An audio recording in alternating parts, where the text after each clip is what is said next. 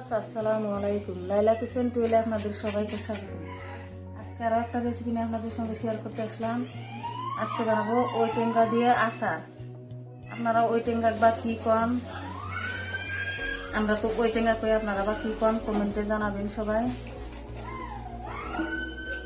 একটা লাইক দিয়ে পুরো ভিডিওটা দেখতে থাকুন।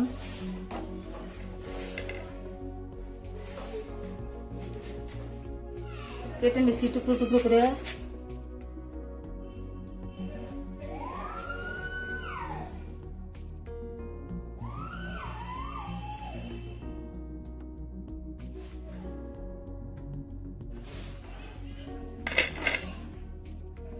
ছোট ছোট করে টুকরো করে নিচ্ছি। আপনারা চাইলে লম্বা করে টুকরো করে নিতে পারেন। আমি ছোট ছোট করে টুকরো করে নিচ্ছি।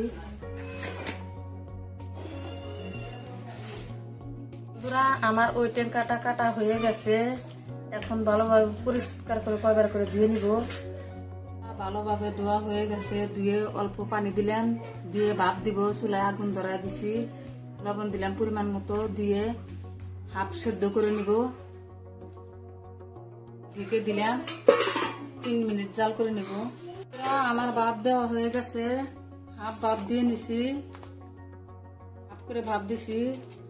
এখন জেকে নিব, জেকে একটা বাসনে তুলে নিব। একটা কাড়া বসিয়ে দিয়েছি। কাড়ার মধ্যে সরিষার তেল দিয়ে দিলাম।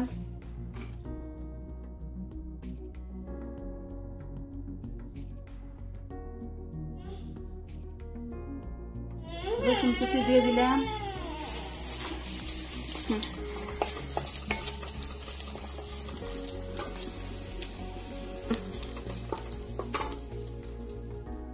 ওটা কালো জিরে দিয়ে দিলাম। মরিচ গুঁড়া পরিমাণ মতো, হলুদ গুঁড়া দিয়ে দিলাম। অল্প পানি দিয়ে দিলাম।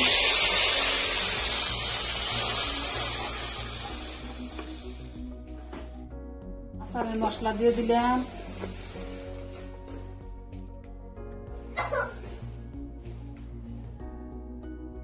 গুড় দিয়ে দিলাম। 100 গ্রাম চিনি দিয়ে দিলাম।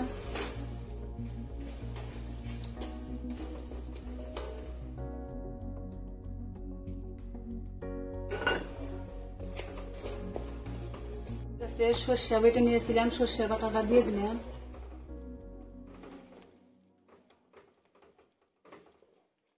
সবকিছু উপকরণ গলে গেছে। এখন ওই টেঙ্গাটা দিয়ে দিলাম, দিয়ে নাড়াচাড়া করে অল্প সেদ্ধ করে নিব।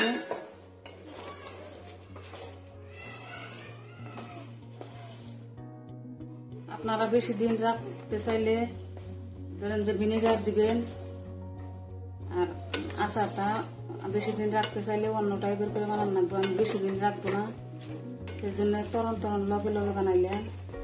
ধরেন যে বেশি দিন রাখতে চাইলে সেদ্ধ করে শুকানো লাগবো। একদিন শুকাইলে বেশি দিন রাখা যাবো। আমি শুকাইলাম না। এরকম করে বানাইলে তা মাস জুড়ে খেতে পারবেন, আর শুকায় বানাইলে বছর জুড়ে খেতে পারবেন, নষ্ট হবে না। বেশি অল্প করে লবণ দিলাম।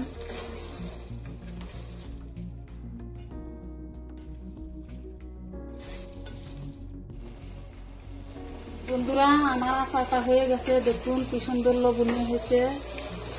যে সকল বন্ধুরা চ্যানেলটা সাবস্ক্রাইব করেছেন তাদেরকে অসংখ্য অসংখ্য ধন্যবাদ। আর যারা সাবস্ক্রাইব করেন নাই তাদেরকে সাবস্ক্রাইব করার অনুরোধ রইল। এখন আপনাদের সার্ভ করে দেখাচ্ছি। পুরো ভিডিওটা ভালো লাগলে একটা লাইক, কমেন্ট, শেয়ার করবেন। আল্লাহ হাফেজ।